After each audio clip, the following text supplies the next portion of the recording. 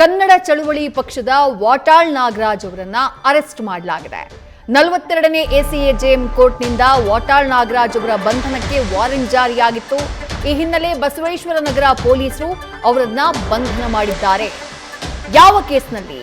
2021ರಲ್ಲಿ ವಾಟಾಳ್ ನಾಗರಾಜ್ ಶಾಸಕ ಸುರೇಶ್ ಕುಮಾರ್ ಅವರ ಮನೆಯ ಮುಂದೆ ಪ್ರತಿಭಟನೆಯನ್ನ ಮಾಡಿದ್ರು. ಆ ಪ್ರತಿಭಟನೆಗೆ ಸಂಬಂಧಪಟ್ಟ ಹಾಗೆ ಕೇಸ್ ದಾಖಲಾಗಿತ್ತು. ಆ ಪ್ರಕರಣ ಸಂಬಂಧ ವಾರೆಂಟ್ ಜಾರಿ ಮಾಡಿತ್ತು ಕೋರ್ಟ್. ಇನ್ನು ಪೊಲೀಸರು ಅರೆಸ್ಟ್ ಮಾಡೋಕ್ ಬಂದಂತಹ ಟೈಮ್ನಲ್ಲಿ ವಾರೆಂಟ್ ಇಂಗ್ಲಿಷ್ನಲ್ಲಿದೆ ಅನ್ನುವಂತಹ ಕಾರಣಕ್ಕೆ ವಾಟಾಳ್ ನಾಗರಾಜ್ ಆಕ್ಷೇಪವನ್ನು ವ್ಯಕ್ತಪಡಿಸುತ್ತಾರೆ. ಕನ್ನಡದಲ್ಲಿ ವಾರೆಂಟ್ ಕೊಟ್ರೆ ಬರ್ತೀನಿ ಅಂತ ಪಟ್ಟು ಹಿಡಿತಾರೆ. ಪೊಲೀಸ್ ವಾಹನವನ್ನ ಹತ್ತೋದಕ್ಕೆ ನಿರಾಕರಿಸುತ್ತಾರೆ ವಾಟಾಳ್ ನಾಗರಾಜ್. ಕೊನೆಗೆ ಆಟೋದಲ್ಲಿ ವಾಟಾಳ್ ನಾಗರಾಜ್ ಅವರನ್ನ ಪೊಲೀಸರು ಸ್ಟೇಷನ್ಗೆ ಕರ್ಕೊಂಡು ಹೋಗಿದ್ದಾರೆ. ಎಲ್ಲ ಕಡೆ ಓಡಾಡಿ ಮಕ್ಕಳ ಪರಿಸ್ಥಿತಿ ಪರೀಕ್ಷೆ ಮಾಡಬೇಡಿ, SLC ಪರೀಕ್ಷೆ ಹಂಗೆ ಪಾಸ್ ಮಾಡಿಬಿಡಿ ಅಂತ ಹೇಳಿ ಇದನ್ನು ಮಂತ್ರಿ ಗಮನಕ್ಕೆ ತರಬೇಕು ಅಂತೇಳಿ ಸುರೇಶ್ ಕುಮಾರ್ ಮನೆ ಮುಂದೆ ಹೋಗಿ ನಾನು ಒಬ್ಬನೇ, ಯಾಕೆಂದರೆ 5 ಜನ 6 ಜನ ಹೋದರೆ ಇದು ಬರುತ್ತೆ ಅಂಥೇಳಿ 144 ಹಾಕಿಲ್ಲ, ಒಂದು ರೀತಿ ಸೆಕ್ಷನ್ ಇದ್ದಂಗೆ ಇತ್ತು. ಸರಿ, ಹೋದಾಗ ನಾನು SLC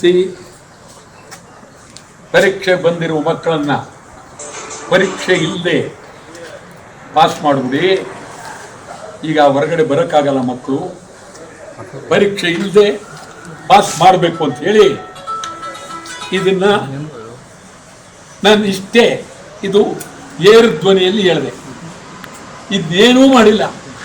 ಇವ್ರಿಗೆ ಏನೋ ಒಂದು ಕೇಸ್ ಇಡಬೇಕಲ್ಲ, ಮಂತ್ರಿ ಮೇಲೆ ಬಂತು ಅಂತ ಬಂದರು. ಸಣ್ಣ ಕೇಸ್ ಇದಕ್ಕೆ FIR ಹಾಕ್ಬಿಡ್ಬೇಕು. ಇದು ಹೋಗಲಿ, ಆದರೂ ಅವ್ರೇನು ಪೊಲೀಸ್ನವರು 6 ವರ್ಷ ಇದ್ರ ಬಗ್ಗೆ ಮಾತಾಡಿರಲಿಲ್ಲ. ಯಾರೋ 2021ರಲ್ಲಿ ಕೊರೋನಾ ಸಂದರ್ಭದಲ್ಲಿ ಆಗಿದ್ದಂತಹ ಘಟನೆ ಇದು. ಆಗ ಶಿಕ್ಷಣ ಸಚಿವರಾಗಿರ್ತಾರೆ ಸುರೇಶ್ ಕುಮಾರ್. ಅವರ ಮನೆಯ ಮುಂದೆ ಪ್ರತಿಭಟನೆ ಮಾಡಿದಂತಹ ಪ್ರಕರಣ. ಆ ಕೇಸ್ನಲ್ಲಿ ಬಂಧನ ಮಾಡಲಾಗಿದೆ. ಡೀಟೇಲ್ಸ್ ನಮ್ಮ ಪ್ರತಿನಿಧಿ ಶಿವಕುಮಾರ್ ನೀಡ್ತಾ ಹೋಗ್ತಾರೆ. ಶಿವಕುಮಾರ್, 2021 ಅಂದ್ರೆ ಹೆಚ್ಚು ಕಮ್ಮಿ 6 ವರ್ಷ ಕಳೆದ ಮೇಲೆ ಈ ಪ್ರಕರಣಕ್ಕೆ ಸಂಬಂಧಪಟ್ಟ ಹಾಗೆ ವಾಟಾಳ್ ನಾಗರಾಜ್ ಅವರ ಬಂಧನ ಆಗಿರೋದು. ಬಟ್ ಅರೆಸ್ಟ್ ಮಾಡೋಕ್ ಬಂದಂತಹ ಟೈಮ್ನಲ್ಲೂ ಕನ್ನಡದಲ್ಲಿ ವಾರೆಂಟ್ ಇಲ್ಲ ಅನ್ನುವಂತಹ ಕಾರಣಕ್ಕಾಗಿ ಪೊಲೀಸರ ಜೊತೆ ವಾಗ್ವಾದಕ್ಕೆ ಇಳಿದಿದ್ರು. ಏನೆಲ್ಲ ಆಯ್ತು, ಏನೆಲ್ಲ ಡೀಟೇಲ್ಸ್ ಸಿಗ್ತಾ ಇದೆ? ವಿಜಯಶ್ರೀ, 2021ರಲ್ಲಿ ಅಂದಿನ ಶಿಕ್ಷಣ ಸಚಿವರು ಜೊತೆಗೆ ರಾಜಾಜಿನಗರ ಕ್ಷೇತ್ರದ ವಿಧಾನಸಭಾ ಸದಸ್ಯರಾಗಿದ್ದಂತ ಸುರೇಶ್ ಕುಮಾರ್ ಅವರ ನಿವಾಸದ ಮುಂದೆ ಪ್ರತಿಭಟನೆ ಮಾಡಿದಂತ ಪ್ರಕರಣಕ್ಕೆ ಸಂಬಂಧಪಟ್ಟಂತೆ ಬಸವೇಶ್ವರ ಪೊಲೀಸ್ ಠಾಣೆಯಲ್ಲಿ 2021ರಲ್ಲಿ ಪ್ರಕರಣ ದಾಖಲಾಗಿರುತ್ತೆ. ಪ್ರಕರಣಕ್ಕೆ ಸಂಬಂಧಪಟ್ಟಂತೆ ಅವತ್ತಿನ ದಿನಗಳಲ್ಲಿ ಜಾಮೀನನ್ನ ಪಡ್ಕೊಂಡಿದ್ದಂತ ವಾಟಾಳ್ ನಾಗರಾಜ್ ಅವರು ಕೋರ್ಟ್ಗೂ ಕೂಡ ಹಾಜರಾಗಿರೋದಿಲ್ಲ. ಹೀಗಾಗಿ ಕೋರ್ಟ್ನಿಂದ ಅವರಿಗೆ NBW ಇಶ್ಯೂ ಆಗಿರುತ್ತೆ, ನಾನ್ ಬೇಲಬಲ್ ವಾರೆಂಟ್. ಹೀಗಾಗಿ ಪೊಲೀಸರು ಅವರನ್ನ ಕೋರ್ಟ್ಗೆ ಬಂಧಿಸಿ ಹಾಜರುಪಡಿಸಬೇಕಾದಂತ ಅಗತ್ಯತೆಗೆ ಬಿದ್ದಿರ್ತಾರೆ. ಹೀಗಾಗಿ ಇವತ್ತು ಬಸವೇಶ್ವರ ನಗರ ಪೊಲೀಸರು ಅವ್ರಿಗೆ NBW ಇಶ್ಯೂ ಮಾಡ್ಲಿಕ್ಕೆ, ಅಂದ್ರೆ ನಿಮ್ಮ ಮೇಲೆ ವಾರೆಂಟ್ ಆಗಿದೆ, ನೀವು ಕೋರ್ಟ್ಗೆ ಅಟೆಂಡ್ ಆಗ್ಬೇಕು ಅಂತ ಹೇಳಿ ಅವರನ್ನ ಬಂಧಿಸಿ ಕರ್ಕೊಂಡು ಹೋಗುವಂತ ಸಂದರ್ಭದಲ್ಲಿ ವಾರೆಂಟ್ ಇಂಗ್ಲಿಷ್ ನಲ್ಲಿ ಇದೆ, ನನಗೆ ಅರ್ಥ ಆಗೋದಿಲ್ಲ, ನೀವು ಓದಿ ಹೇಳಿ ಅಥವಾ ಕನ್ನಡದಲ್ಲಿ ನನಗೆ ವಾರೆಂಟ್ ಅನ್ನ ಕೊಡಿ ಅಂತೇಳಿ ಪೊಲೀಸರ ಜೊತೆ ವಾಗ್ವಾದಕ್ಕೆ ಹೇಳಿತಾರೆ.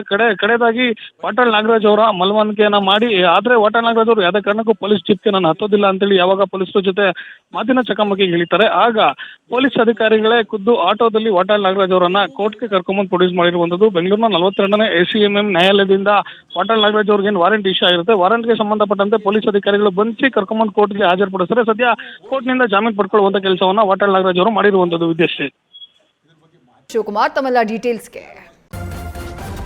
ನ್ಯೂಸ್ ಫಸ್ಟ್, ನಿರ್ಭೀತಿಯಿಂದ ನಿಮ್ಮ ಪರವಾಗಿ.